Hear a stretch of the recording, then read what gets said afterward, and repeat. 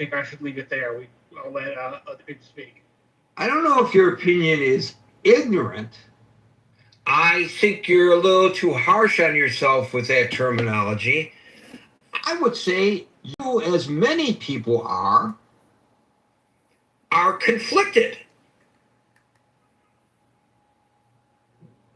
Because it's really hard to understand, because we really don't know 100% the origins, do we?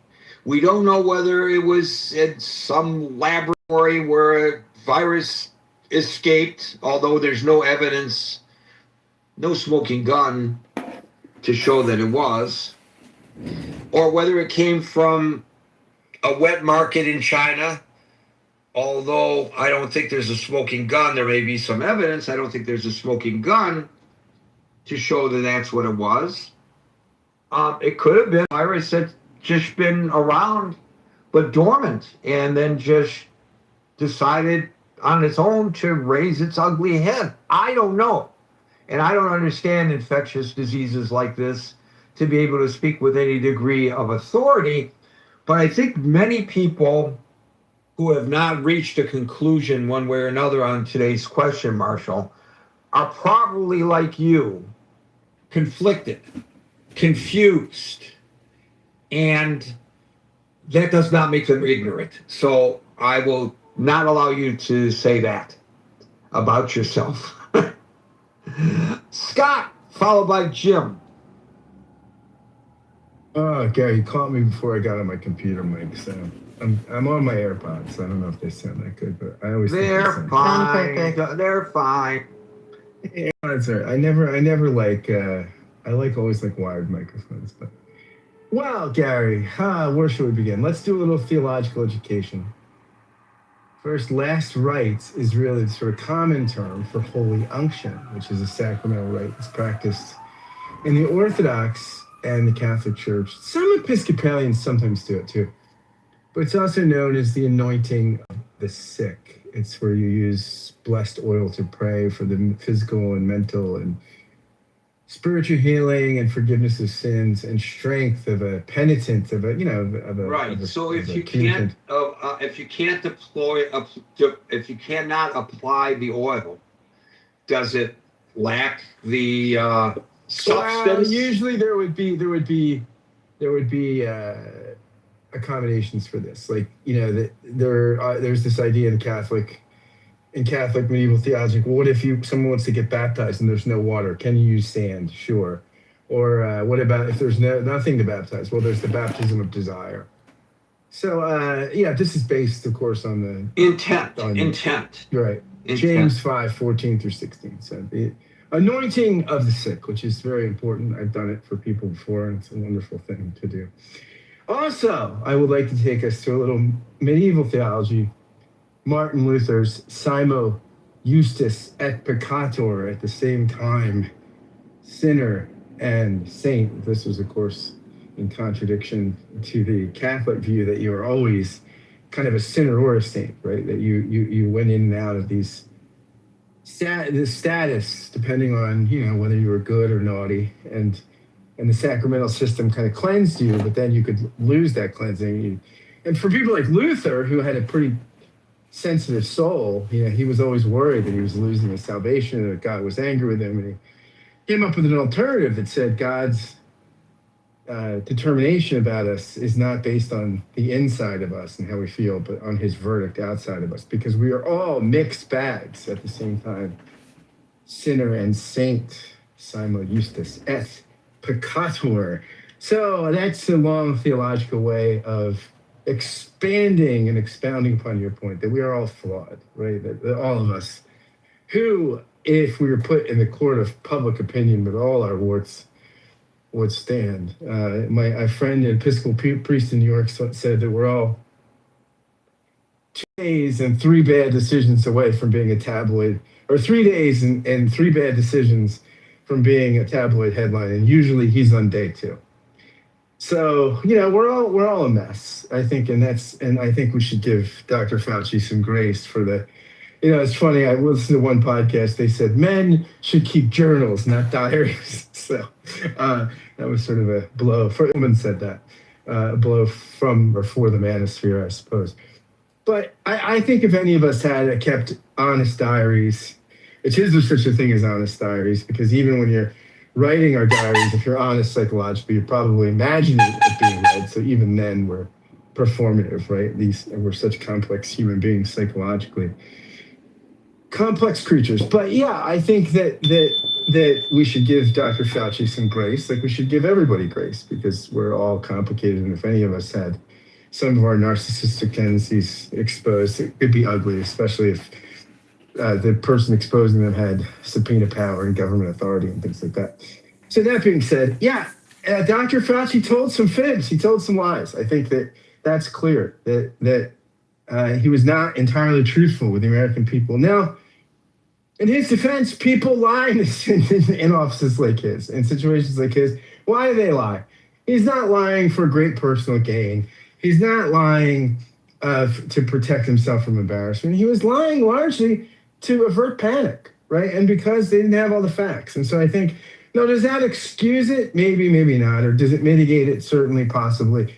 But I mean, I think that I think we ought to have some sympathy for people who are trying to avert panic in a situation that is fast moving, and we didn't know what the hell was going on. Nobody knew what the hell was going on, right? Including him.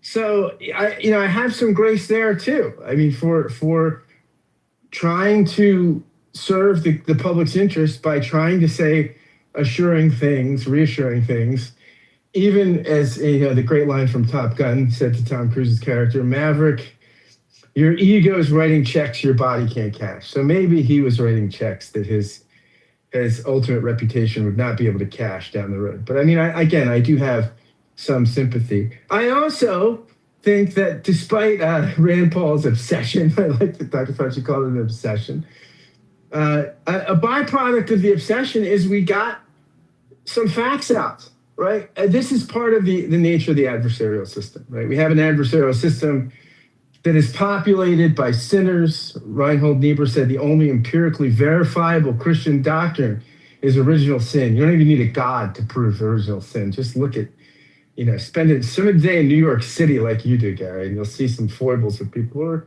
just get married or something, right? And you'll see that we're all sinners. We all have our dark moments. And the fact that maybe Rand Paul was obsessive doesn't change the fact that the adversarial system was an outlet for his obsession and got us some truth about the nature of what really happened in the pandemic, and truth that's valuable so that we can have it to reflect on when the next pandemic hits, which inevitably will hit. I don't know when, but these things happen. Nature evolves. We're getting a more and more populated world, and we're doing more and more interesting things with therapies and genetic manipulation. We're going to have more pandemics, and so we benefit from this knowledge.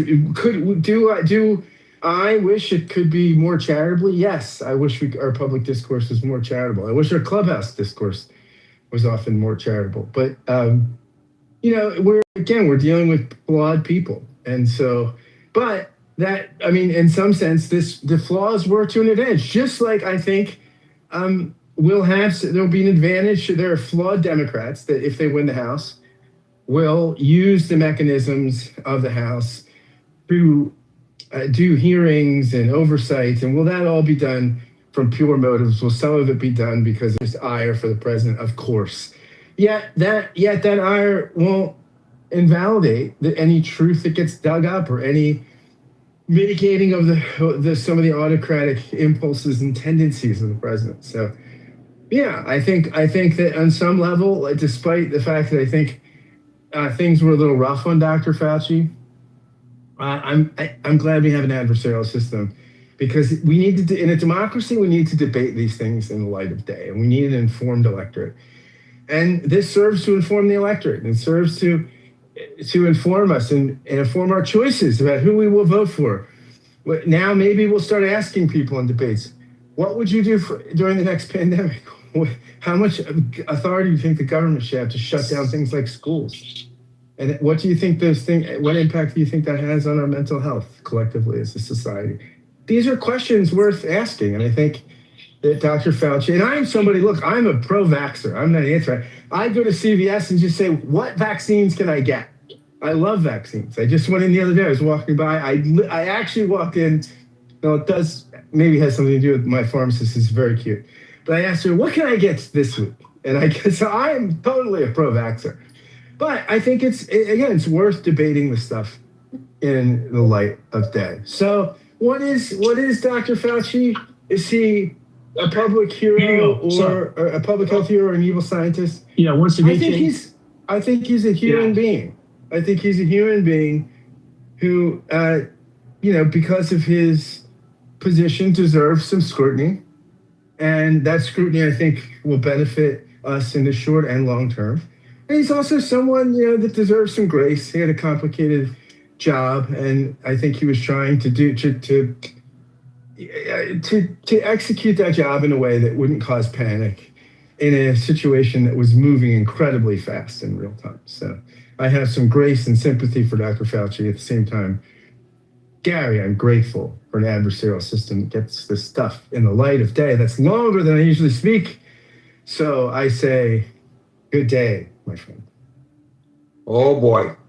Okay. Well, and I know you touched on this very briefly, but the tone of this inquiry makes it not, in my opinion, an attempt to get to what we have learned, the lessons learned, so we don't make the same mistakes the next time there is a pandemic from an adversarial standpoint.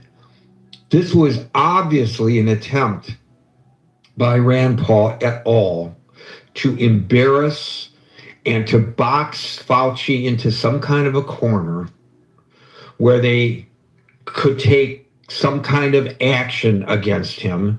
And that is why he invoked his Fifth Amendment rights. And that in itself prompted them to take some kind of action against him.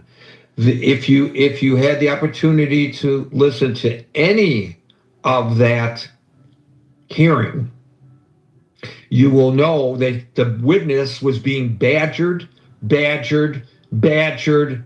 and badgered. And profanities were hurled at him by United States senators. They weren't inquiries that said things such as, Dr. Fauci, could you please explain why you are so certain that this was not a virus that escaped from a laboratory that the United States co-funded in Wuhan, China?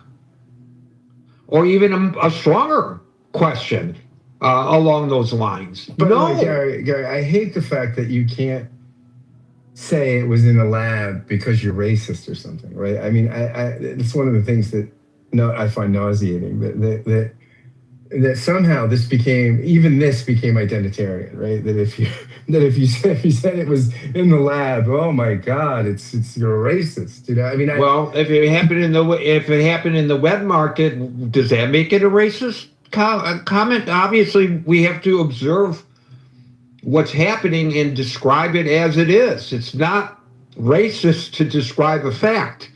It's racist to make up a fact.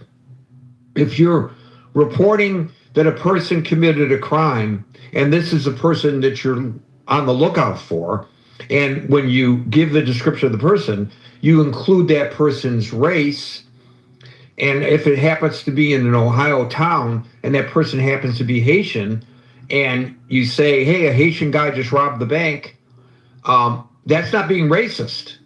But if you say Haitians in this same town are kidnapping people's dogs and cats and cooking them over the Spitfire, that is racist. So it's all about the context.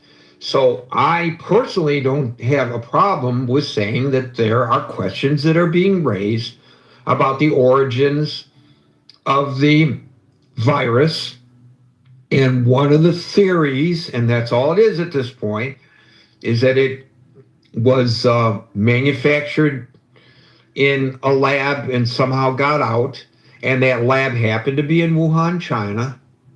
I mean, for God's sakes, they were hit hard by the pandemic before we were. So it's not as if the Chinese created a biological weapon to turn against the United States, unless their intent was to test it on their own people first. Maybe that's the case, but I mean, I think that's pretty far-fetched. I will say, though, it might be racist to call it the Kung Flu.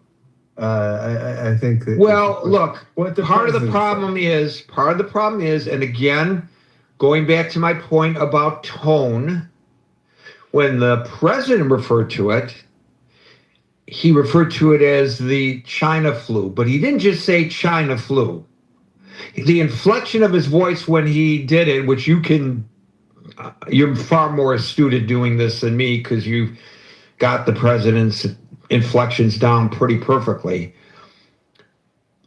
I believe resulted in Asian folks, even people who are not Chinese, getting attacked on the streets of the United States, and particularly Chinese people in areas of high concentration of Chinese, like Manhattan and Queens, Chinatown, where it occurred. Because of the way it was being presented. It wasn't that we have to look into whether this flu, and we believe that it did, began. That's not how the president presented it. So he put people at risk through his dog whistling once again when it came to how he approached it. That could be viewed as racist, in my opinion anyway. Simply stating that it may have originated in this lab and questioning whether it originated in the lab is not racist. It's all context in the manner in which you do so. What happened at that hearing was not an honest attempt by the Republicans to, by the way, Fauci served under both Democratic and Republican administrations, including under President Trump. So I don't know, again, how this becomes partisan, but it was adversarial and fine. But there's a way to do it if you are a seeker of knowledge and truth. It's another way to do it if you're trying to embarrass the guy and make him out to be a public enemy so people can go around saying, see how Fauci is? He's an evil scientist. He's a criminal. Two different things. So that's my real objection. I don't have an objection to them holding a hearing, but Rand Paul's public pronouncements have been pretty darn clear that he wasn't hoping to hear from this esteemed scientist his opinion about what happened with COVID and debate it. That wasn't his intent. The manner in which he approached, and several other senators approached Fauci, would get him kicked off the stage in the critical thinking forum. And yet it was allowed in the United States Senate.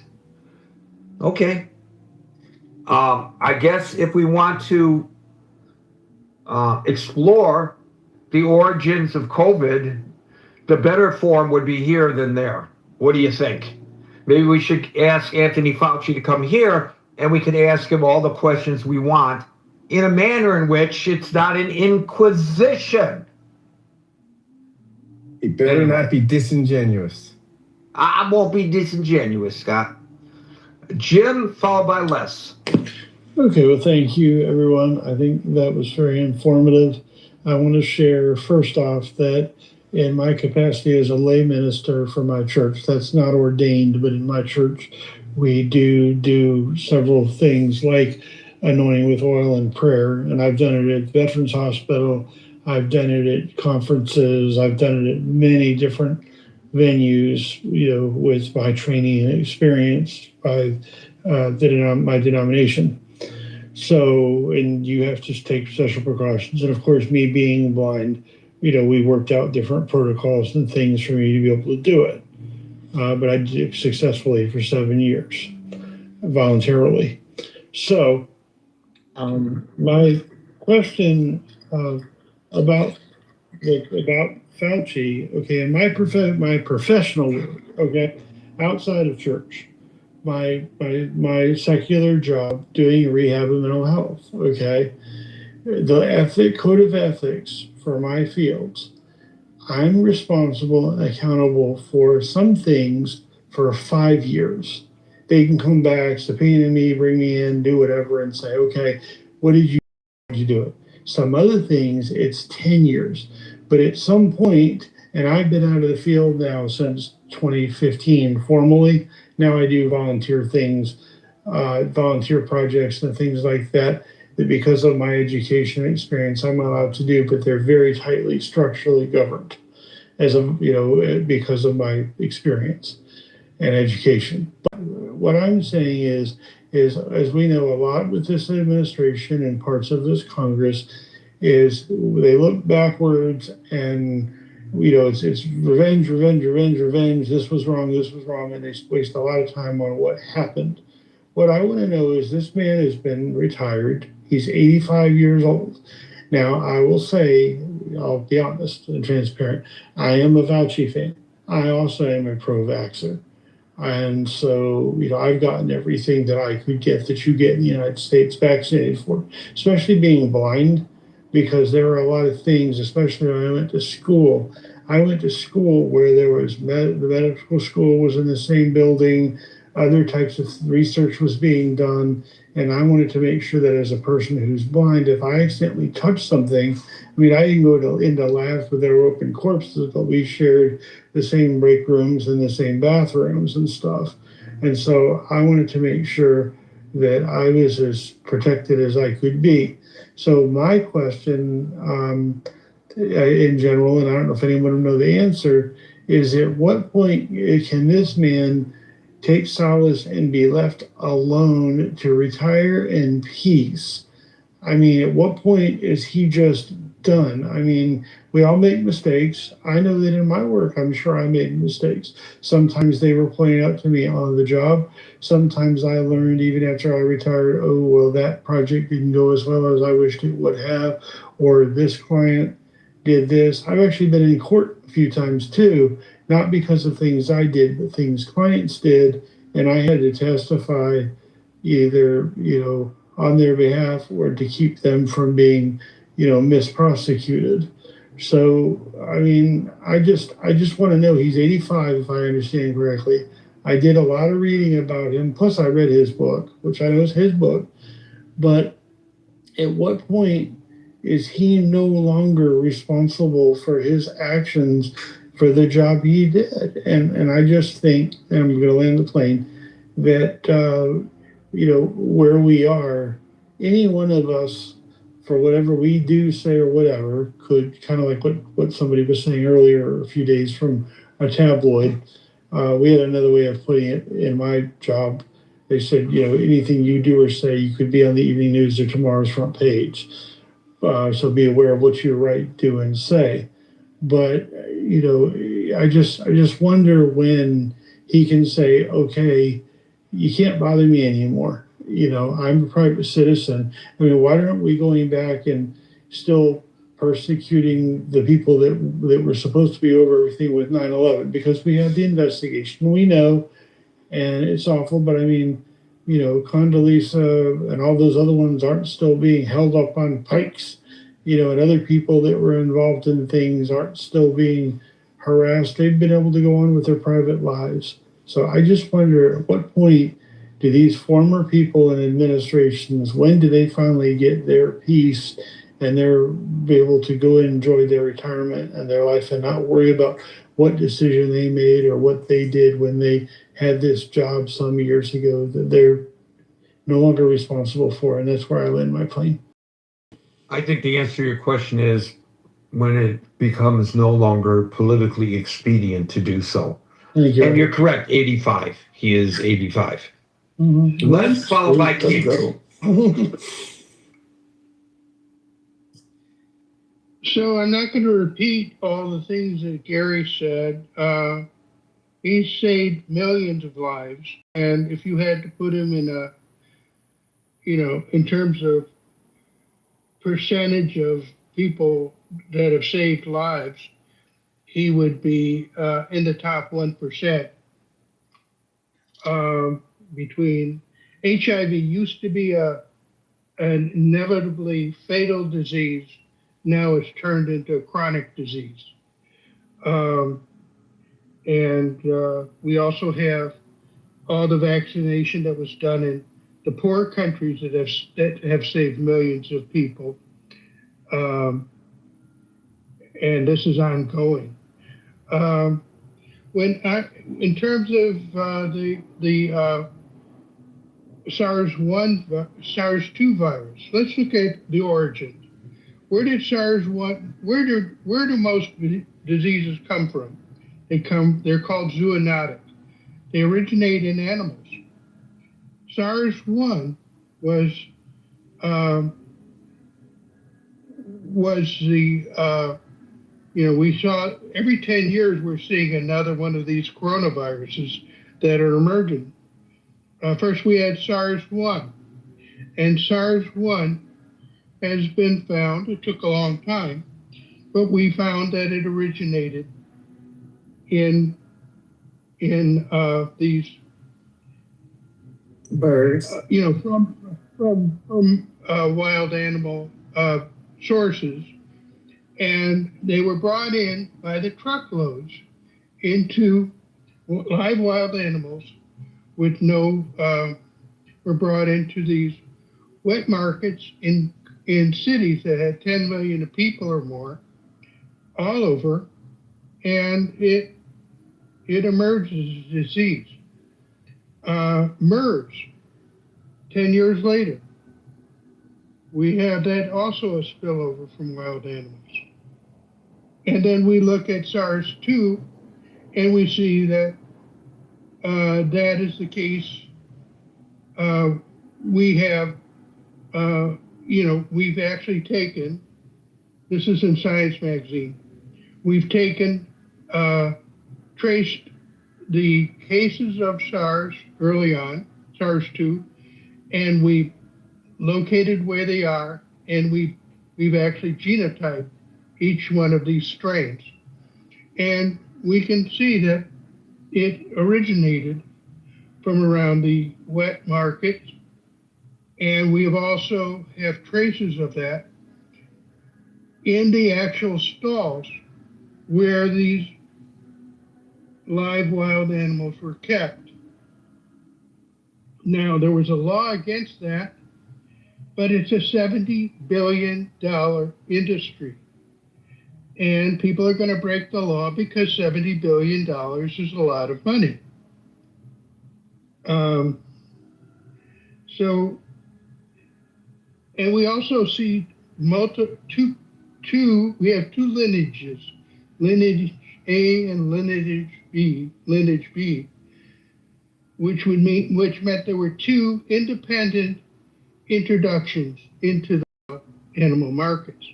That's not something you see from a lab leak. A lab leak would be one. The odds are infinitesimal. Mr. Trump did a great job at funding the mRNA vaccines. But when he talked about it, he got booed, so he stopped talking about it among his supporters. Fauci, at the beginning, when no one knew that this was going to be a serious problem, he told them, well, let's just start working on an mRNA vaccine. We've got a sequence from somebody sent to us from China so he got the vaccine effort started immediately before anyone knew that it was going to be a serious problem. In particular, they wanted to do some sort of thing to see how well mRNA, to get to work with mRNA technology that had been worked on for other outbreaks and before that had kind of fizzled out. And what else? Did he do things perfectly? No, there was a lot of unknowns. Basically, what the mRNA vaccine did was it took the virus and it made it from wild to mild. It kept you out of the hospital. It kept you out of the morgue. It did not stop you from getting sick, but you didn't get so sick that you ended up in one of those two terrible places. And again, I think Trump was trying to deflect responsibility by blaming it on China. Now, were the wild animal markets responsible? In some sense, could you blame that on China? Yeah, I guess you could. But I think Mr. Trump is doing what he always does, which is if he's got a problem, don't blame me, blame somebody else. And what else? In terms of mistakes that Mr. Fauci made, as people have said, SARS-2 was a novel virus. We knew that SARS-1 had a high percentage of mortality, and if we had something with SARS-1 mortality, but worked more like the common cold and spreading, we would have, basically civilization could be destroyed because the hospital system wouldn't be able to keep up, etc. I think in retrospect, the school closures were a bad idea because children weren't all that vulnerable. Certainly the, older teachers were, but, they should have worked around that somehow. And I could talk all day, but there are a lot of people that want to talk and have things to say. I'd love to hear from them. Thank you. So, the Wuhan market, the suspect Wuhan market, is both a wet market and a live animal market. Wet markets are common throughout the world. They're not novel at all. Every nation has wet markets. Actually, every nation on earth permit the more risky live animal markets for standardized domestic livestock. I'm reading this from the World Health Organization, which, of course, some people, based on the president's condemnation of the WHO, would say is not a credible source. But according to the World Health Organization, there's no official ban on the baseline concept of a live animal market anywhere in the world because it simply describes selling live fish, poultry, or cattle to consumers. The WHO does say that the legal landscape changes drastically depending on how the market is defined, whether it trades in domestic livestock versus live wild mammals. That's getting into the weeds a little bit. But the point being that if it did originate, and we don't know that it did, from that so-called wet market in Wuhan, well, then it could have originated from any wet market in any nation of the world. And does that make China more culpable because it may have originated within the confines of their country geographically? I don't know. Thank you, Leslie. Could I just say something? The wild animals, it is very important that the wild animals we're talking about were precisely the kind of wild animals that brought SARS-1. And indeed, China did outlaw them. But in the 2010s, late 2010s, they were still kept there, and there were traces found of, in the stalls where they were kept.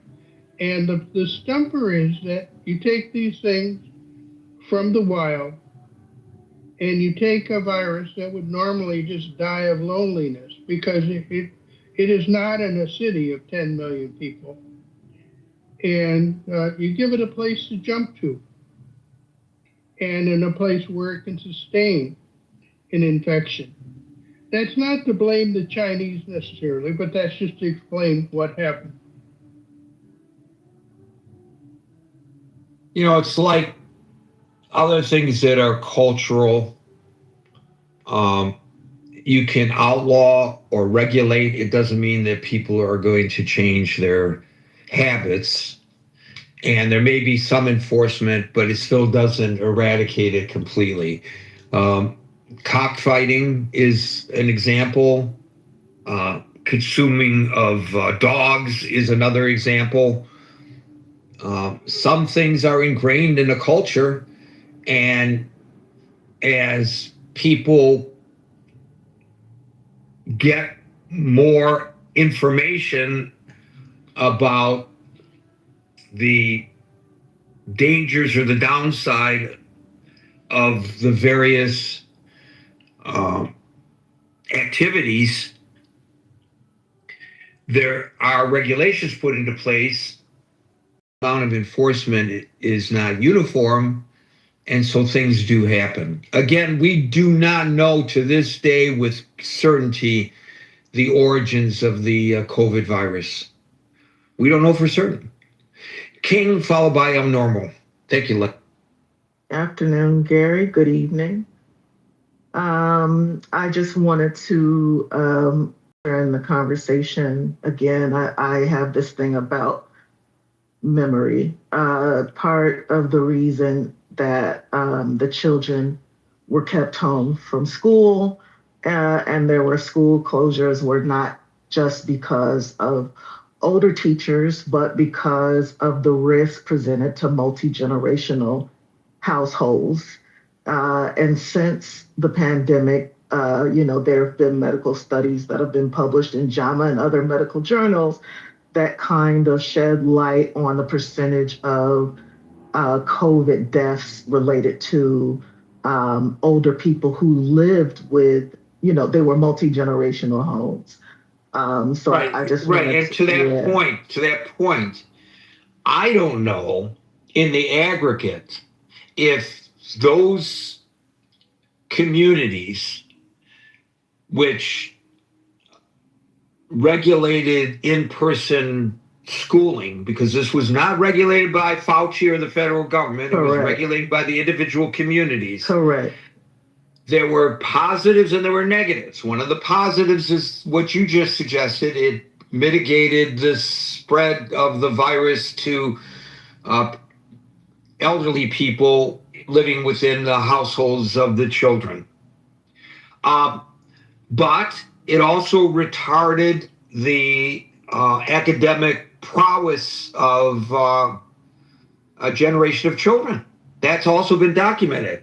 I don't know in the aggregate whether one would say that those decisions made on the local level were positive or negative, because there are both positive and negative aspects of it. And that's well worth debating. And it's probably worth greater analysis than that I'm aware of, at least thus far. But that wasn't mandated by Anthony Fauci. Anthony Fauci et al. Made recommendations, and some of those recommendations turned out to be good. Some of them turned out to be that they were wrong. I'll give you one that was wrong, but wrong.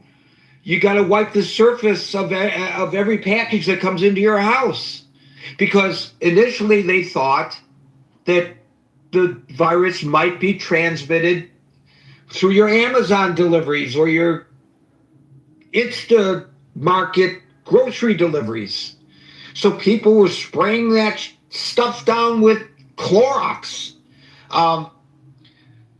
Okay, no harm, no foul in that, but they were wrong about it. But they issued that recommendation based on the science as they understood it at the time, which changed as the virus progressed for two reasons. One, they got a better understanding of what the virus really was doing. And two, the virus mutated constantly. It's like when you go in the fall for your annual flu shot, it may or may not be as effective this year as it was last year because the flu mutates, and sometimes it mutates faster than the vaccine can keep up with, and more people get the flu this year than got last year. So I don't know. I know that the kids next door are homeschooled. This is very anecdotal, but from what I can see, they haven't fallen behind. But I do know other kids their age who have. So again, that's anecdotal. But on the other hand, the kids that were homeschooled didn't bring home the virus to their parents. I don't know that there's an answer to that one, King. Right. And at least not now. Maybe exactly. Maybe in the future there'll be scientific discussions that are absent the current political climate's influences, which will give society a better understanding for the future. That's the only thing we can hope for. Correct. But also, that outside of the political context, a lot of these outcomes are part and parcel of experiencing mass catastrophes, right? Like they're going to be there's going to be enormous damage to populations in a catastrophic situation, and that happens globally, with the spread of the virus. But as it relates to Scott's comment about emergency preparedness as it relates to pandemics, I just again want to remind people that those processes and that preparedness had been performed in the previous administration. As Les mentioned, we're talking about SARS-CoV-2, but we were already aware of SARS-CoV and MERS, and they were doing drills, pandemic drills, during the Obama administration, and it had been discussed early on that Trump threw out the pandemic playbook that Obama left for him. I think it's rich that none of these, outraged senators are having Trump on the stand for, what that could have caused, what harm that in itself caused the population when we ended up facing this thing, because it had been predicted. I'm looking at a article from the Washington Post entitled "This Mock Pandemic Killed 150,000 People." Next time. Now this was in 2018, right? It is not 2019. Like this is the result of all of those drills that were covered, very extensively in the media. I saw hospitals in major cities doing these drills, and it was talked about. But I'm not a fan necessarily. Like I don't see these people necessarily as evil or hero.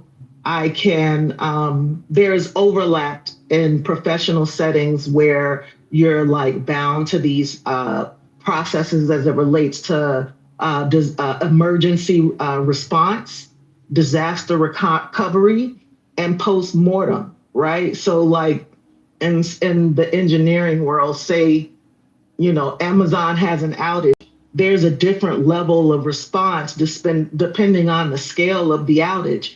And I would imagine that the same thing applies in the area of public health. And the thing about emergency response is that you're busy responding. You're not doing your post-mortem or your root cause analysis during the response that comes after the disaster recovery, right? Like we've gotten past the emergency itself. Now we're, and now we're recovering, right? Vaccines have been disseminated, and there are less people dying, and people aren't, fine. People are getting sick, but they're not ending up in the morgue, right?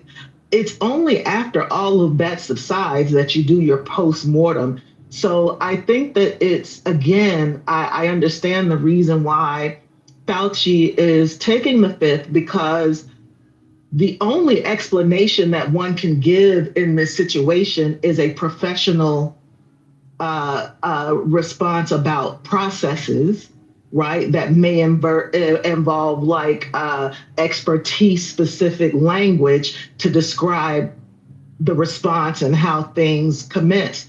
But you're talking about a trial whose only purpose is to give validation to people who don't respect expertise or scientific explanations. There really is nothing scientific that's even being discussed. There are a lot of charges, like a lot of accusations being levied against this man, but none of this is truly useful from a scientific method, a scientific perspective, or like is going to help anyone prepare for the next pandemic. And given the fact that the nature of viruses is that they mutate, there will be another one, right? And nothing that we're doing, all the money that's being spent on these hearings, none of this is going to help us prepare for the next one. So I'll land with that, because I know I can be long-winded, but this is nonsense. It's very expensive nonsense, and it doesn't prepare us for the next occurrence. Unfortunately, it's kangaroo court. So to your point about learning from the chaos, out of the chaos comes understanding, it makes me think about blood transfusions. There is a common misconception that they emerged from war. That's not true. They were around before wars, the two world wars, but the war transformed them from what was, to that point, rare, dangerous medical curiosity into a safe mass scale practice, because it forced the doctors to perfect and standardize the technology to save thousands of bleeding soldiers in the field. And so from the horrors of World War comes the common usage of blood transfusions that we see on a daily basis today that saves countless lives. So from the horrors of the COVID pandemic, hopefully we have learned some things that save some lives in the future. But I think we have to get over the political arguments. We got to get over that hump and on to a serious discussion. And that's what I'm looking forward to as well, King. Thank you. Very well said. El Normo, followed by Alan. Hi there. Look, we turn to Fauci for his scientific knowledge and expertise, and he made a lot of mistakes. Remember 2 weeks to flatten the curve, or 2 weeks to stop the spread? the criticism comes because the diary reveals, and it wasn't just true of him, it was it was true of the people who took his advice. He seemed to be drunk on power, frankly.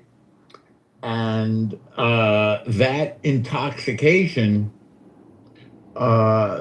seems to have warped his decisions and contributed to his mistakes. They did not want to, they meaning the people who made decisions like closing the parks and closing the beaches and arresting people who were outside with their family, socially distancing, watching a game, watching a kid's game, a football game or something, arresting them. There were a lot of excesses. Why is that a problem? It's a problem because it undermines and degrades our trust in our institutions. And we began to feel that these decisions were being made with a political agenda, not for the general good. And no, he didn't obviously have the power. Are you referring, Norm, when you say that people were beginning to believe that there was a political agenda behind it?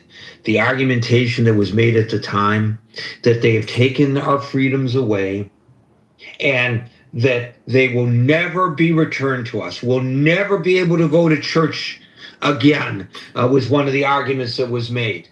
But no, it turns out that's not. Thinking. It turns out that those predictions were completely way off base. I guess completely and way is redundant, but you get my point. Yeah, no, I'm not making extreme criticisms like that. I'm saying that this contributed massively to the corrosion of trust in our medical institutions. You now have anti-vax wackos, right? That came out of this because we began to see that Fauci was making mistakes, sometimes deliberately, as he did with masking. I mean, he was just untruthful. Well, he was not alone in that assessment. The World Health Organization was also making similar assessments. There were differences in the number of feet, or in the case of the World Health Organization, meters of distance. But at that time, when those recommendations were made, this wasn't just Fauci riding high on the power of being able to make recommendations to people and watch, to see how people are going to respond to his recommendations. This was something that not everybody, but in general, the scientific community believed at the time that the recommendations were made.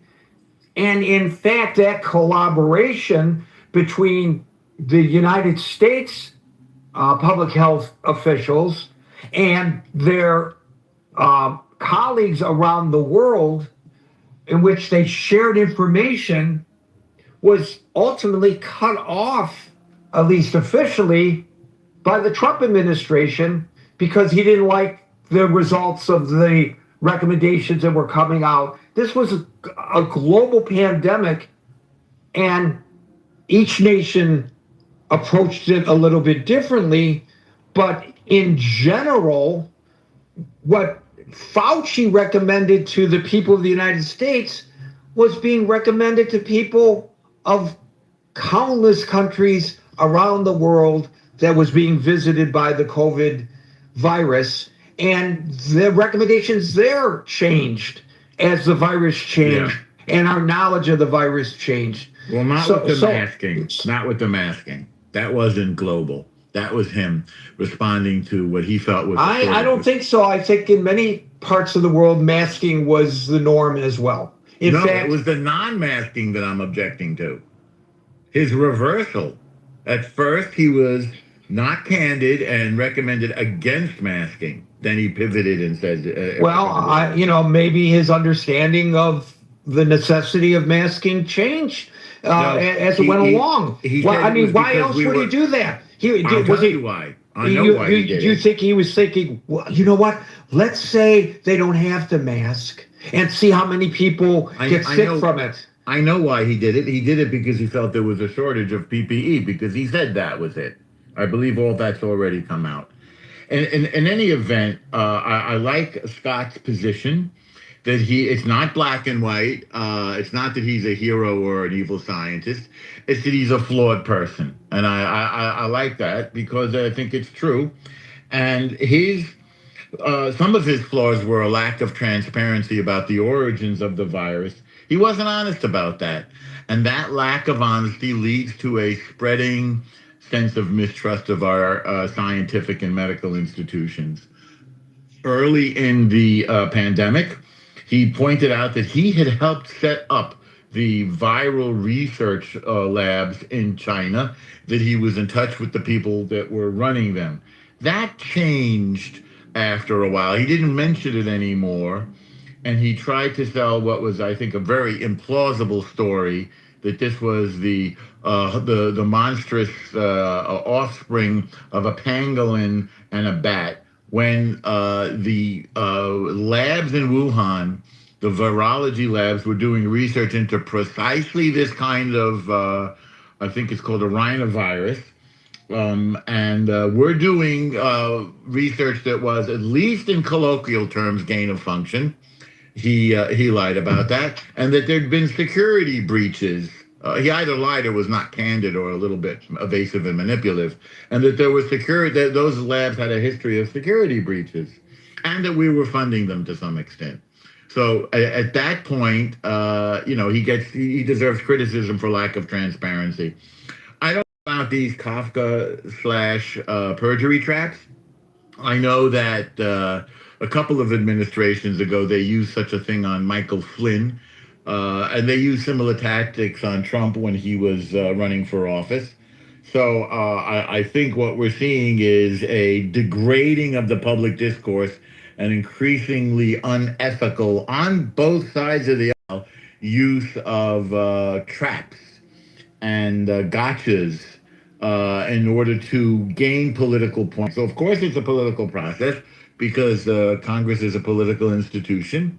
But I think he should have been granted immunity and then compelled to answer honestly, so that we have, I think it was valuable, at 85, he should come clean and not just keep taking the fifth.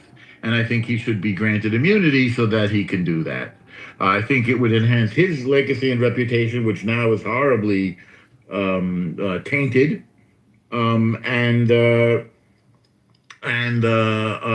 it would also help the public discourse, and particularly confidence in our meaning-making institutions, universities, research labs, Congress, etc. Let's see if I got it. By the way, there were economically and psychologically devastating consequences to some of these mistakes. I think he should be given a pass on it. But you mentioned academic consequences to kids. I have and also then had school-age kids, and the the psychological effects on this generation, I think, will last a lifetime. And the public schools closed. The private schools opened pretty quickly. By the fall of 2020, they were open, the private schools. And I don't see any negative consequences that came from opening those public schools. Came from opening those private schools. And my kid missed a really good education. And, there's a wound that we're going to carry for that. I'll land it there. So you're exactly right. In March 2020, on an interview on 60 Minutes, Fauci famously or infamously said, quote, "There's no reason to be walking around with a mask." He argued that while the masks might make people feel better, they were not providing the perfect protection people thought, and often led to people touching their faces more frequently. You're correct that he was wrong about that. How long did it take him to correct himself? Probably as long as it took to make up some more masks, because we couldn't buy them. I remember making my own. No. No, 3 weeks, less than a month later. Okay. On April 3rd, and I'm sure what happened here is that he got pushback from others in the public health sector saying, "What the hell are you talking about?"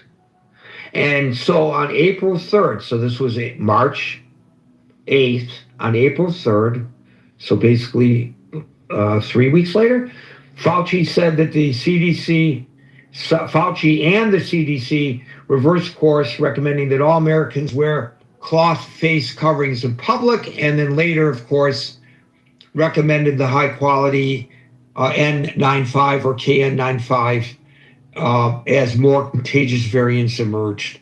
I had the benefit through all of this of knowing people in the health sector who I trust very much, who happen, by the way, to be staunch Trump supporting Republicans.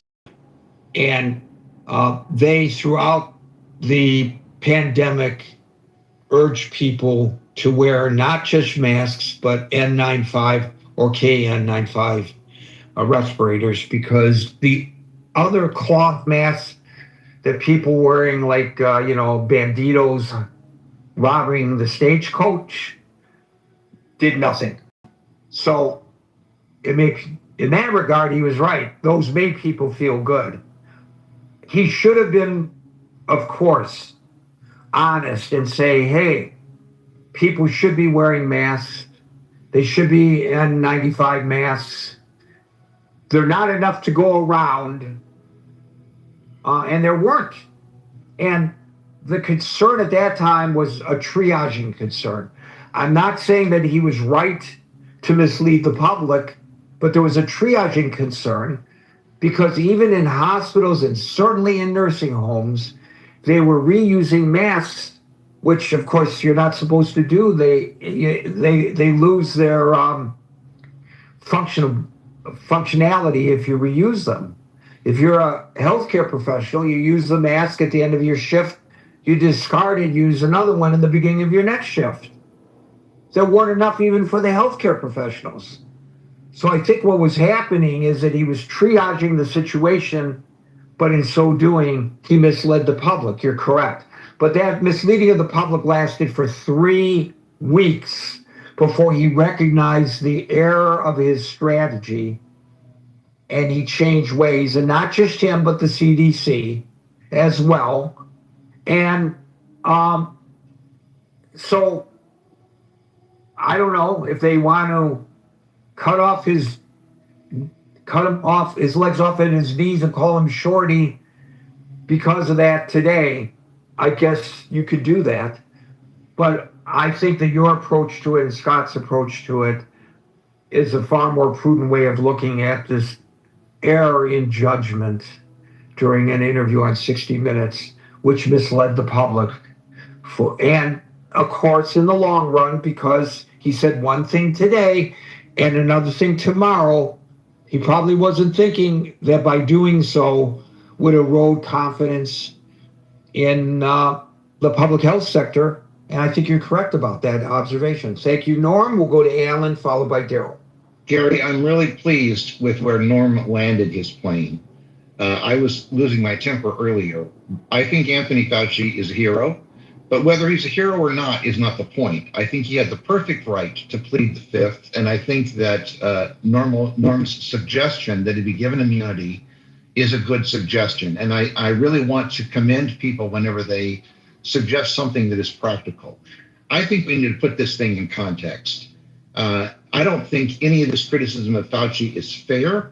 You have to remember that at the time, you had a president, the person with the largest megaphone in the world, suggesting that people take ivermectin.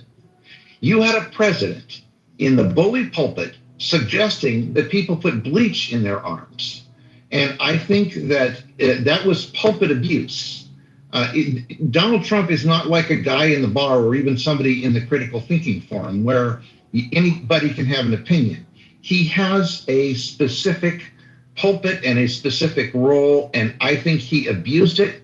And I think Fauci may have, Norm may be right that Fauci may have been a little bit wrong on some of the things he did. But I think Fauci was well-intentioned. I think Trump is well-intentioned, and I don't think there's any doubt about that in the minds of people who look at this objectively. Now, I don't think if an endodontist wanted to do cataract surgery, it would be appropriate. Rand Paul is an ophthalmologist. He is not an infectious disease control or an allergist or an infectious disease expert. And yet, he's out there using his medical credential as justification. Rudy Giuliani was prosecuted or was removed of his license to practice law by the law community because of his abuse of the system. I think the same thing should happen to Rand Paul. He should lose his medical license. And I think if we don't begin to have some kind of credible pursuit by institutions of maintaining their particular disciplines, we're going to continue to be in trouble. So I want to land the plane there, but I would suggest that if I were an ophthalmologist and if I were in the medical profession, I would suggest that Rand Paul, because of his abuse of the pulpit, just like Donald Trump's abuse of the pulpit, he should lose his license. Thank you. Well, he was not using the pulpit to represent himself as an ophthalmologist. He's using his pulpit to represent himself as a politician. And even if he were not a medical doctor, he would use the pulpit to go after Fauci in the manner in which he went after it. And I think we have to be very careful not to question his ability to exercise his First Amendment rights without fear of retribution for doing so, especially as a public servant, doing what he believes is the proper thing to do to represent his constituency, even though I disagree with him. I mean, that's his right to do so. So I don't know whether, there was a president of a country in the Middle East who was an ophthalmologist as well and used chemical weapons and on his own people. That has nothing to do with his profession as an ophthalmologist. That had to do with his profession as a despotic dictator. I don't know if we should really be conflating the two, Alan. Can I push back on you just a tad? Of course.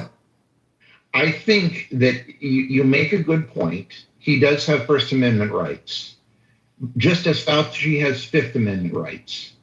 But the problem in our society currently is that people will use their credentials in ways that don't represent their profession. And since the Congress has failed, and I think it has failed, and since the presidency has definitely failed, the professional organizations, whether they're law or medicine, are in a better position to represent their discipline than the average consumer. And my only point is there's a big difference between me giving my opinion in the critical thinking forum or sitting on a bar stool than there is for a president or for someone with a given credential. So we get very upset when ministers sexually abuse children. We should. I think this is a similar abuse of Ron Paul's discipline, and you and I can disagree about it, but I wish that at least it would be brought up by his peers, because the Republicans in Congress have completely failed us by not standing up to this president, just as I was trying to say the other day that the Democrats have failed by not standing up to the socialists, the Democratic socialists. So I think that I'm trying to say that I'm being consistent. To that point, your final point, you and I do not diverge, but in terms of trying to make a comparison between Rand Paul and his profession to his public comments and those attorneys who became disbarred because of their public comments, the difference is Rand Paul was speaking as a United States senator. Those attorneys, including Rudy Giuliani and several others, were speaking as attorneys. So they were using so they were practicing their profession when they made unethical statements that they could not back.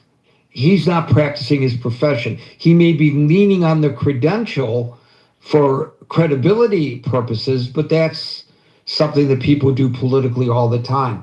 There are a lot of people in Congress who we think are experts when it comes to the military because they served in the military, and maybe they are. But that doesn't mean that if they're wrong, that they should be stripped of their commissions, as somebody tried to do to a certain U.S. senator.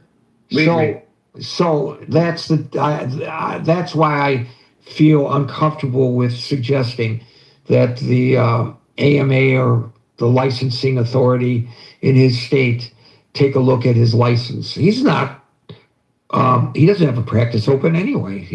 It's a thin line, Gary. I acknowledge that you're right. It's a thin line, but I just want to make the point that we are, as a society, we are in real trouble because we allow people to push the limits, and somebody has got to push back. I'm just a stupid old man in Southern California, and I can't push back. I wish someone would push back on his credentials and at least make him a little bit frightened of misusing his education. So, I think to the larger point that you made about the internal workings of the Republican Party, I wish there were John Fettermans in the Republican Party. Amen. I love that John Fetterman stands up to his own party. God bless him for doing so. Amen. And there should be more John Fettermans in the Democratic Party. Amen. But I don't think there are any really. The closest may be Susan Collins, and that's only because she'll diverge in her votes from what the president wants. Just to win her election. Well, for whatever her reasons, it doesn't really matter. No. Amen. But I don't see her on the forefront the way Fetterman is with the Democrats. It's not healthy, as Norm always points out. His first responsibility is to criticize his own party. His second responsibility is to criticize the other party. Just as you, as a reformed Republican, are quick to criticize your party, and Marshall, as an active member of the Republican Party, feels comfortable criticizing his party. I think that's healthy.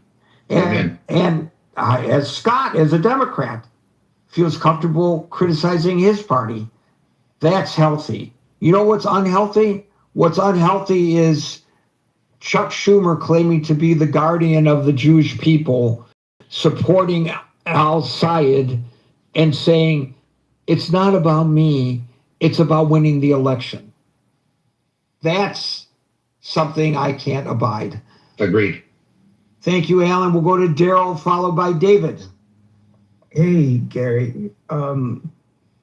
So this a lot of this is like Monday morning quarterbacking. So, I think, were you in Jersey during COVID, Gary, or were you in Jersey at the time? Not only was I in Jersey, but I had one of those passes that allowed me to go through the Lincoln Tunnel should my vehicle be stopped, my Uber be stopped, because I took it they gave me an Uber every day because I was considered, I don't know why, somebody made a real bad decision, but they decided I was an essential worker. So I came into the city every single day. The real essential workers were the paramedics, the nurses, the doctors, etc. I'm not an essential worker, but for some reason I was so anointed. I still kind of proudly carry that useless pass now in my wallet, just because it reminds me of what I went through. So I was living in New Jersey. I was in the city every day, 5 days a week. So what I remember this because I live in a 40-story apartment building, and I remember, to Norm, to something Marshall said, to something Scott said, and to something you emphasized, right? As late as March in 2020, they were still saying, the WHO, not even our own administration, the WHO was saying that COVID was not airborne. And they were telling you to avoid, remember, big droplets, spray down, like you had said, spray things with bleach, blah, blah, blah, blah, blah. And I remember that when they first started saying, hey, this could be a problem. And I think it had something to do with a restaurant. Was it in Spain? Because Spain was one of the countries. I remember saying, okay, like a lot of people here in the city, if you lived in a building like mine, or if you rode the subway, by the time they said that, hey, this is airborne, places that are densely populated, we were done for the most part, right? So this idea that we can now, like, what is it, like 4.5, 5 years later, go back and do this autopsy when every day it seemed like the guidance was changing. It was, and Norm's right. They did say you don't need masks. And behind the scenes, they were really prepping for the worst. And I actually read Woodward's book. And I remember he said that he spoke to the president, and I think he said it was in March. And he said the president said, no, Bob, this is going to be bad. And, so they trot out Fauci, and I don't remember the woman's name, but it was Fauci and the other woman. And Dr. Birx. Dr. Birx, that's it. But if it weren't for the administration, we wouldn't know who Fauci was. It was actually them saying, hey, this is the guy that is setting the policy. This is the guy that you should be listening to. And I personally think that it should have been, maybe this was not in his capacity. Maybe there was a little too much science happening. I think they could have given him a briefing. I think that leadership leads from the top down. And I think that again, Monday morning quarterbacking or 5 year later autopsying, I do find it questionable that, Fauci was given a pardon. I also remember that one of the scariest things, and I remember this vividly, when they said that this was breaking out in China, and they were pushing people back into their homes and locking the houses from the outside with steel. I remember saying, hey, there's something wrong here. And yet at the same time, we had people saying, oh no, this is not a big deal, or just wear a mask, or just spray peroxide on your counters. And yet, if here on the East Coast, this is a very unique situation here. We are massively densely populated. In fact, if you look at some of the spikes that had happened, the only country that had a larger spike in a short period was actually Tokyo, because people literally live on top of each other. I don't actually know anyone who was not impacted by the outbreak. I had friends lose their grandparents. I had friends lose their parents. I remember the morgue truck over at LaGuardia Hospital where they had the bodies in the back. Yes, but I do. When you're saying a morgue truck, let's describe it to people who don't know. Okay. You're talking about refrigerated semi-trucks because they ran out of room at the morgue. Yes. And candidly, my cousin Michael was in one of those trucks over at LaGuardia. He 32 years old, had asthma his entire life, but he was also in pretty good shape, did MMA, and he caught it. And, remember, it was wiping people out very quickly. Some people were like literally catching it and showing symptoms, and they were gone within a week. And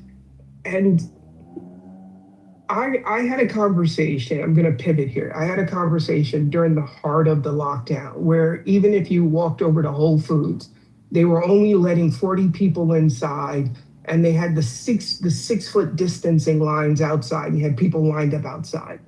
And I had a buddy in a 3-letter agency. And I asked him, when they started talking about the Wuhan lab, the Wuhan lab, I said, hey, what's your take on this?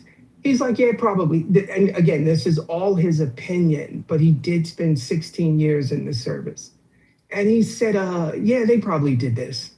And I said, well, why? He said, because what we don't understand is the reason that they do these things is what if, and he said it this way, he said, what if China or Russia this is already somewhere experimenting with this stuff and they decide to come to New York or California and drop it in the subway, and we have no practical idea of a defense against something like this, right? So you know, from a very pragmatic perspective, I didn't like what he was saying, but I understood his position on this. You know, Fauci's journal, diary, whatever you want to call it, he does admit that he himself was trying to track evidence to see if this was a leak from the Wuhan lab. Now, his journal also says that he ultimately did believe that it came from the wet market or something like that. But there was a point when Trump was calling this the China virus, because we're not in the back room. We only see what they're saying when they were coming to the podium and telling us what to do. We don't know what they were talking about in the back. But we do know now, because of the journal, that Fauci himself was trying to find out if this was a lab leak. Fauci himself. Right, but that doesn't mean that it was a lab leak. I mean, that's a prudent investigative yes. measure to try to determine whether it came from there. Yes. But what I'm also saying is publicly they were saying there's no way it was a lab leak. You know what I mean? So it's kind of like did they say there was no way or there's no evidence? I think Fauci at some point did say that that it was almost impossible. I'll see if I can find the quote. And again, I'm not here to talk about him. I'm simply here to say that we're here now holding an autopsy on something when it was chaos here. And when I would talk to people in Florida and they were talking about, oh, you New Yorkers, you're so extreme, you guys shut down the subway, you guys, and I'm saying, yeah, we also have a medical truck out there because we don't have. By the way, they never really shut down the subway. They shut it down from 1 a.m. to 5 a.m. It's a 24-hour subway service. They shut it down from 1 a.m. to 5 a.m. and they thoroughly cleaned every piece of equipment during that period of time. Mm-hmm. We also talk about how at that time, that's when New York City's homeless population basically moved into the subway. But I'm saying all that to say is that when people from other places like Florida, places where people just socially distance organically. Where it's a lot less dense, right? Yeah, it's easy to say that you're overreacting or you're this or you're that because you're not actually seeing people literally dropping dead here, like they were here. And maybe they weren't. So I will tell you that during that period that we discussed in the beginning, when I'm coming into the city, and by the way, there were Uber drivers that came to my house, and then when they saw that we were going to the city, they drove away. Mm-hmm. They would not drive to the city. They were afraid to go to the city. Mm-hmm. But at any rate, during that period, and I'm not saying anything you don't already know, you live in the city, it was eerie because you could walk through Times Square and be the only person for blocks. Times Square. Yes. But there was one thing. There were no horns. There were no music blaring. There were no people screaming at one another. There were not, none of that, which you hear all the time. If you come to New York City, be prepared to be overwhelmed if it's your first trip by the sounds. There were no subways running. I mean, not after 1 a.m. There was nothing going on. There were no people saying, comedy club, what's your picture taken? And psychologically, want to pet my snake? Psychologically, people were afraid. It's wild. Yeah. None of People that. were- But there's one people- thing you did hear constantly. You know what the one thing you heard constantly? No. The sirens of EMS. Yeah. Yeah. Constantly. Yeah. Yeah. And people psychologically, people were afraid. People in my building, if the door opened and someone was already in the elevator, no one would get on with anybody else. I don't think That makes it pretty rough if you're in a 40-story apartment building. I guess you got a lot of exercise walking up and down them stairs. Yeah, Gerald was never in better shape than he was during COVID because he had to walk 40 flights of stairs to go to work. Oh my God! And you're picking and choosing your food better because you don't even want. I actually consider the food delivery services essential here in the city as well. Like, I know they're not necessarily saving lives, but they were bringing food. No, to people. today they're taking lives by running them over with their e-bikes. But that's another story. I got to move on. Thanks, Carol. David, followed by Linda. I thought Meryl was dead. Hey, hello, Gary. Yeah, I mean, the Fauci beatdown on the Hill. I mean, obviously, I wish they would apply the same, zealous interrogation as they would on the Epstein perpetrators. But that's for another story. But yeah, I mean, Wow. Wow. That's a good one. No, that's a good one. That's excellent. Why the hell aren't they up there screaming and hollering about the Epstein files? Yeah. They're going to, because Cassidy folded today. They are going to, in all likelihood, confirm Todd Blanche as Attorney General. And there may be reasons for it, there may be reasons against it, but the Epstein victims are adamant that this guy, it sends the wrong message because of the preferential treatment that Ghislaine Maxwell is getting and the cover-up of the volumes and volumes and volumes of files under his watchful eye,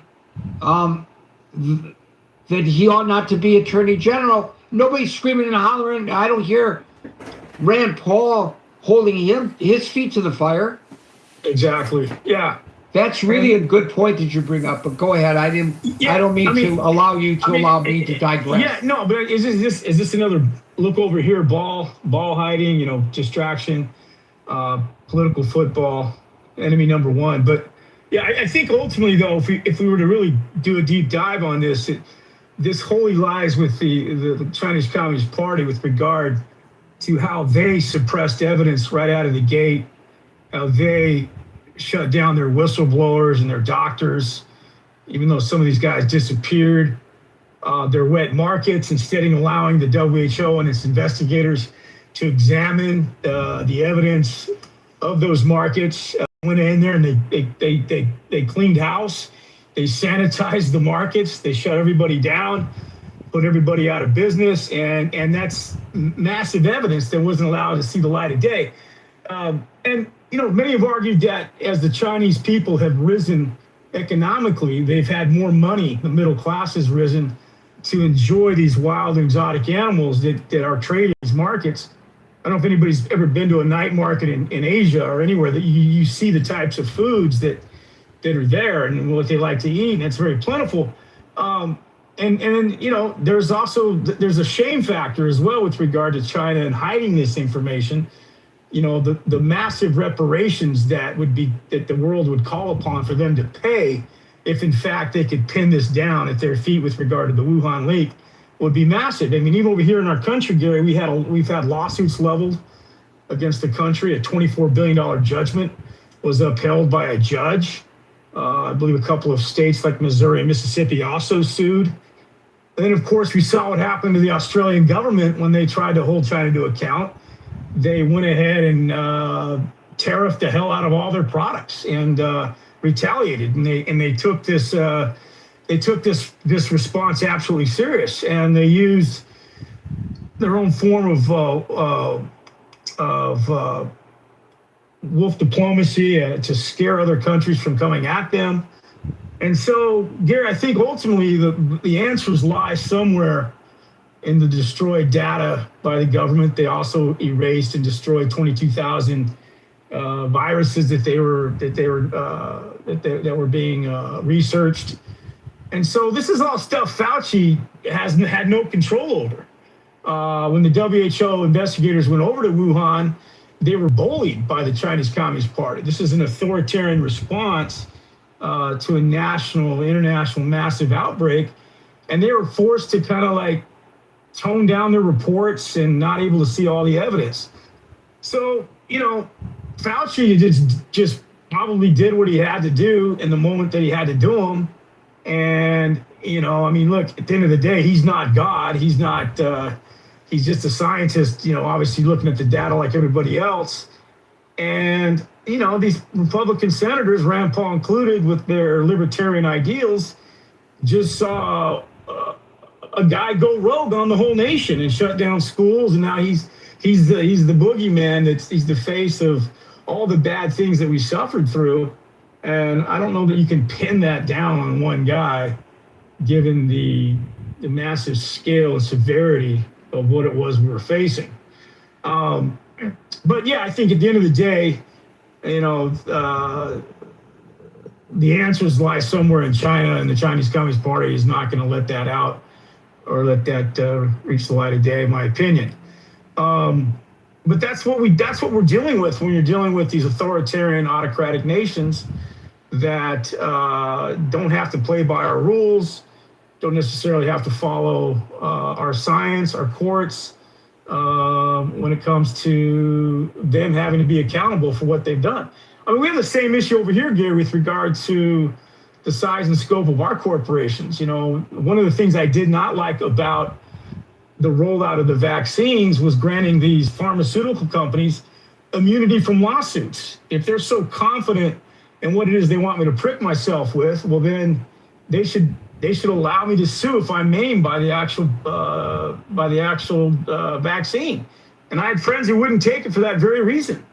I had friends who said, "Hey, man, if I get hurt and I can't sue, then I'm not going to do it. I'd rather roll the dice." So I think we learned a lot, Gary, from. See, that's funny. If I get hurt and I can't sue, I'm not going to take it. But if I don't take it and I get the virus and I die, I still can't sue. I can't sue. Right.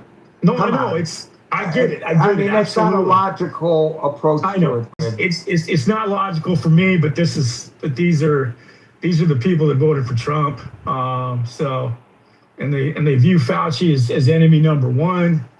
Gary, I can't debate. You can't debate these people sometimes.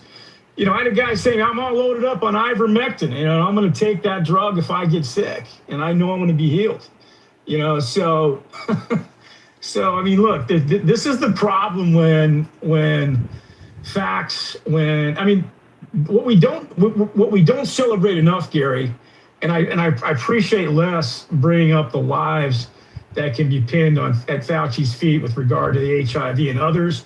But there's guys before him, Linus Pauling and the polio vaccine guy. Was it Salks? Jonas Salk.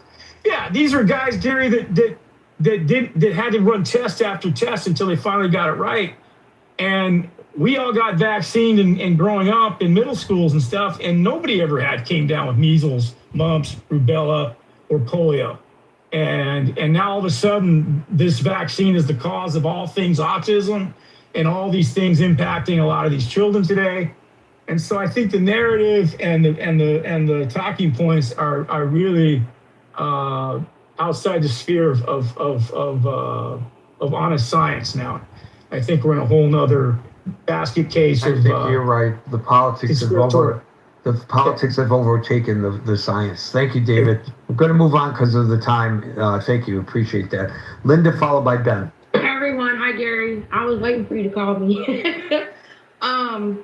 I have long COVID, so I feel very passionately about this. I can't help it because of my experience. I got COVID in 2020, and it was before the vaccine was available to my demographic. So I got really, really sick.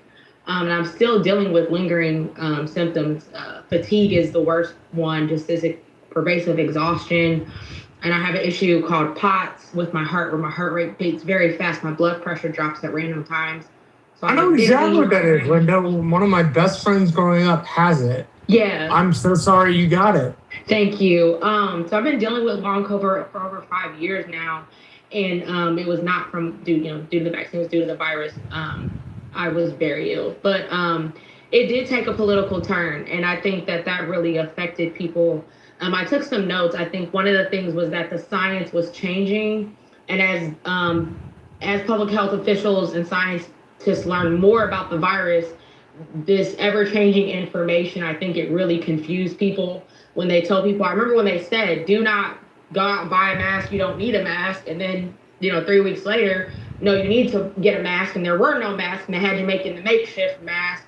I remember people were advised to stock up on so much food in case you were to get sick and you couldn't leave the store. So it caused like the panic buying, the vaccine mandates, the mask, mandates. But overall, like, I think Dr. Fauci, probably looking back on the whole pandemic, I'm sure there's things that he regrets or things he wish he could have changed, but that bell's already been rung. We can't go back in time. I think realizing that this virus was very serious, over 1 million people died here in the United States, and millions of people globally, worldwide. I think people are very angry that they had to deal with the lockdown. I think they're angry that they missed this portion of their life. People are angry that they lost their jobs because they didn't get, they chose not to get the vaccine or whatever, or they're angry because maybe they lost their job due to COVID, probably had to get a different kind of job. I mean, it was horrible, the lockdowns, being in social isolation. I think people are angry about that, and they're wanting to come at Dr. Fauci. It's kind of like a witch hunt mentality. What I feel about Dr. Fauci is I don't think he's a bad guy. I think he did the best that he could. I think he worked in the best interest of the people based on the science as it was ever changing. I think Trump made the situation much worse because he was downplaying the virus, saying it would magically disappear by summer, calling it the Kung flu and the China virus, and making the joke that people could, inject bleach and all that stuff. And I think he made the problem worse. There was also 12 people, I don't know if you ever looked them up, they're called the Disinformation Dozen. And in fact, some of them were on Clubhouse, but there were 12 people in the beginning of the pandemic that were responsible for disseminating about 80% of the misinformation online about the COVID-19 vaccine. And the last thing I want to say, they were active on Clubhouse? Yeah, they were. It was Steve Kirsch was one of them. I forget I don't know if Dr. McCullough was on there, but there were 2 or 3 of them that were on Clubhouse. But I know Steve Kirsch was one of them, and he was spreading a ton of misinformation about the COVID vaccines. With that being said, I don't wish anyone to get long COVID. It has been the worst experience of my life. It has cost me thousands of dollars in medical care, non-FDA approved treatments, herbs, just every kind of thing you can think of to try to get better. Physical therapy, occupational therapy, and also conventional medications, pharmaceuticals. So I really don't wish that upon anybody. And I would encourage you all to, get vaccinated because it does greatly reduce your chances of unfortunately getting long COVID. I also think Dr. Fauci could have said more about long COVID and could have warned people more about it, but he did speak on it. But at the same time, I think they were busy just dealing with the whole pandemic overall. But there are, millions of Americans still dealing with long COVID and still dealing with these side effects, and obviously the people that died. So I take this very hard. I very to heart. I take this very seriously. I'm very passionate about it, and I just think to sit there and try to take him on this hearing. I think it's a waste of time. And I feel like, him saying, pleading to the fifth or whatever to not incriminate himself, I think that's a smart thing to do. Also, I feel like maybe he feels, I don't know, I can't speak for him. I'm thinking maybe he's mine. Maybe he feels like, why do I need to explain myself to these people? We were living in a global pandemic. And I don't know if anyone could have done a better job of managing a global pandemic, because the last one we had that was global that created so much chaos was, I mean, there was like SARS, but that wasn't as many people. There was the flu, like the H1N1, and things like the swine flu, but that still didn't affect as many people. I think the major one before that would have been, there's like the polio scare, and then there was the Spanish influenza. I think that was the last major like global pandemic that caused chaos, and that was in 1918. Yeah, that was So the they made last mistakes major too, one. so. What'd you say? That was the last major one. That Yeah, so they made mistakes. I'm sure there were tons of mistakes made in that pandemic as well. So thank you for your time. I appreciate Well, you. thank you for your time, and I'm sorry that you're suffering from long COVID. I know somebody else who's suffering from it, and it's not fun. The disinformation doesn't. I had not heard of them. According to the NPR, it's a group of 12 prominent online influencers identified by the nonprofit Center for Countering Digital Hate as being responsible for up to 65% of anti-vaccine misinformation shared on Facebook and Twitter, and I guess Clubhouse, during the peak of the COVID-19 pandemic. And guess who one of those 12 is, ladies and gentlemen? I bet you Les knows. Robert F. Kennedy Jr. Dr. Mitch, followed by Ben.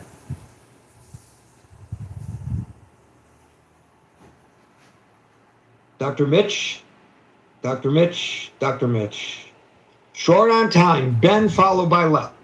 Okay, so Gary, I guess were you not on Clubhouse in 2020 or 21? I'm sorry, I don't remember when you started getting on Clubhouse. Maybe you missed the golden age of Clubhouse, including some of those 12 people that are actually having large rooms spreading information that's incorrect. But anyway, but just on that point, misinformation. I think it's one thing to spread misinformation, but it's a worse thing to spread disinformation. For example, some of those individuals that are asking people not to get vaccinated, they themselves got vaccinated. They were saying, oh, vaccine will make you worse, it's gonna kill you or blah, blah, blah. Yet they and their family members, kids and wives and husbands, they went to get the vaccine. It is really, to me, beyond just being ignorant, not understanding the science, and then ask people to be cautious about the vaccine. And there were quite a few of those individuals, even individuals, I believe, that were probably even in government position. I don't remember who the names were, but certainly some powerful people that did that. Back to the topic of the room, I have quite a bit to say, but obviously it's late for you. I will make it short, but it's a very heavy topic. And even 2026, the amount of ignorance that's showing up on our general public, even in this room, it's just deafening. It's like the silence is, what is that phrase? The silence is deafening. I think I feel the same way. It's even more jarring to see Congress is actually come down on Fauci. Whether Fauci did anything bad, intentionally or unintentionally, I think historians will probably discuss that. But the lessons that we needed to discuss, to learn, is completely forgotten by these congressional powerhouse individuals. Name one of them would be the government's response, policies, whether there's anything that we can learn and correct ourselves in the future, not to repeat those mistakes. And when I say government, I think I include both Biden and Trump. There is so much information, so many lessons that we can learn. And now they are spending their time forcing Fauci to testify, having not having learned that he has a constitutional right to plead the fifth.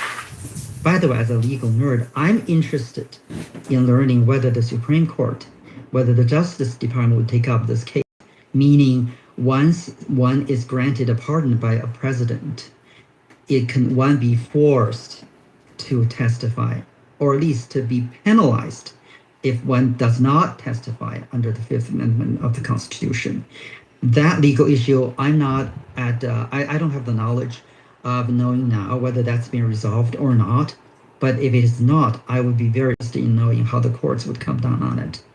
But so far, in this day and age, in August of 2026, it seems to me that senators that are actually forcing individuals to testify whenever, even after they have pled